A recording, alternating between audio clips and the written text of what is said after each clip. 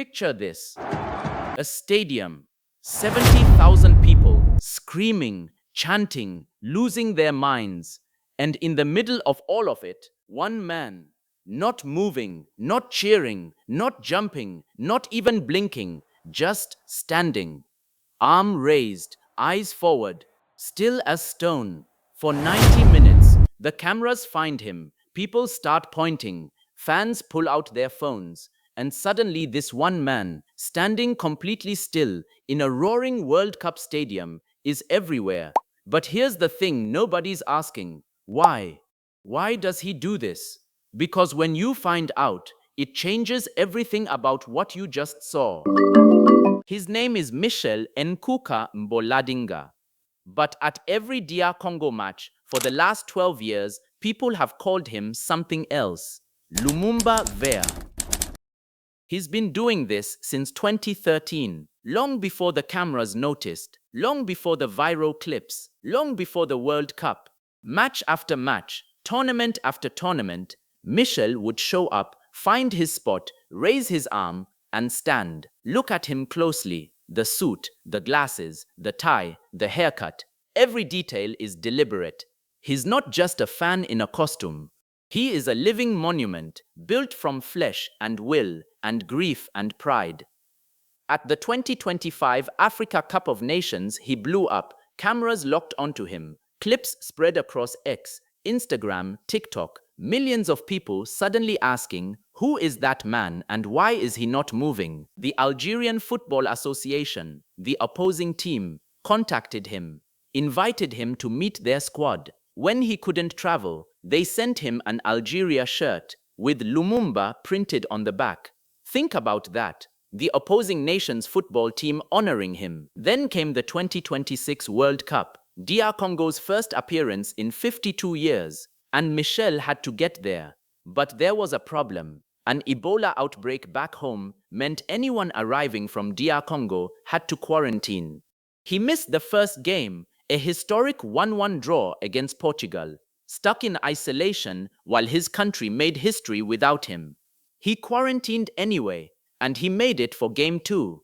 Because some things you just show up for. Which brings us to the question we still haven't answered. Who is Patrice Lumumba? To understand why a man stands still in a stadium, you need to understand what happened 65 years ago. It's 1960. Africa is changing. Colony after colony is breaking free from European rule. And in the heart of the continent, the Belgian Congo is about to become something new. Patrice Lumumba is 34 years old. He's sharp, magnetic, a self-taught intellectual who read everything he could get his hands on. A man who believed, genuinely believed, that Africa's time had come. He becomes the first democratically elected prime minister of the newly independent Congo. June 30th, 1960, Independence Day. The Belgian king gives a speech praising Belgium's colonial work. Polite, sanitized, as if 60 years of brutal extraction never happened. Then Lumumba stands up. Et Congolaises, combattants de l'indépendance, and he says what nobody in that room expected him to say. He speaks about the suffering, the humiliations, the beatings, the land stolen. The people worked to death. He doesn't perform gratitude. He speaks truth.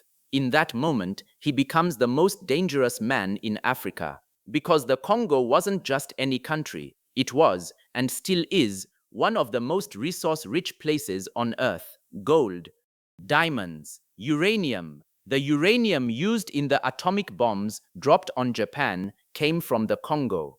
The West was not going to let this man, this brilliant, uncontrollable, unapologetic man, run it. Within weeks of independence, the country descends into crisis.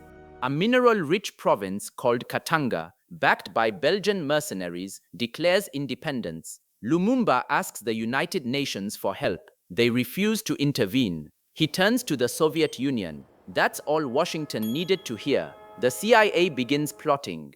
President Eisenhower reportedly authorizes his assassination. Belgian intelligence is involved. A Congolese military officer named Mobutu, backed by the Americans, removes Lumumba from power. Lumumba is arrested.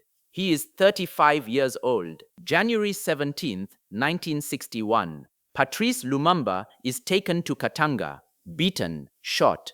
His body is dissolved in acid so that nothing remains, nothing, except one tooth, which his family only received in 2022. 61 years later, he was prime minister for 72 days. 72 days. Now go back to that stadium.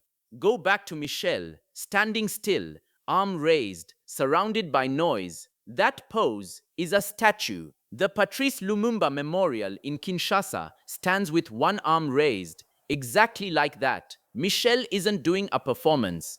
He's doing a resurrection. Think about what a statue means. We build statues for people who are gone, people history tried to bury, people whose names we're afraid we might forget. Michel is saying, with his whole body, we have not forgotten. Every game, every tournament, every 90 minutes on his feet, arm in the air, while the world watches, he is making Lumumba visible again. Not in a textbook, not in a documentary, in a football stadium, at the World Cup, in front of the entire planet. And here's what makes this moment even more extraordinary. In March 2026, just 3 months ago, a Belgian court ordered a 93-year-old former diplomat named Etienne Davignon to stand trial for his role in Lumumba's killing, charged with participation in war crimes.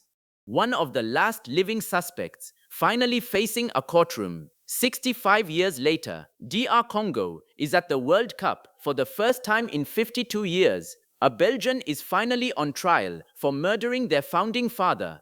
And a man in a suit stands perfectly still in a Mexican stadium, so the world will ask, who is that? Why is he not moving? What is he trying to say? History doesn't always announce itself loudly. Sometimes it just stands there, waiting to be seen.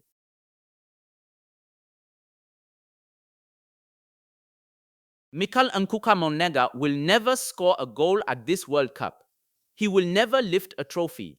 He'll just stand there. But in the middle of the loudest sporting event on earth, he is the stillest, most powerful thing in the building. Because he understood something most of us forget. That the way you honor someone history tried to erase is to make them impossible to ignore. Patrice Lumumba was killed at 35. His country was stolen from him before he even had a chance to build it. But 65 years later, his name is trending. Because one man refused to sit down. If this story moved you, share it. Not for the algorithm, just because some stories deserve to travel further than they did the first time. I'll see you in the next one.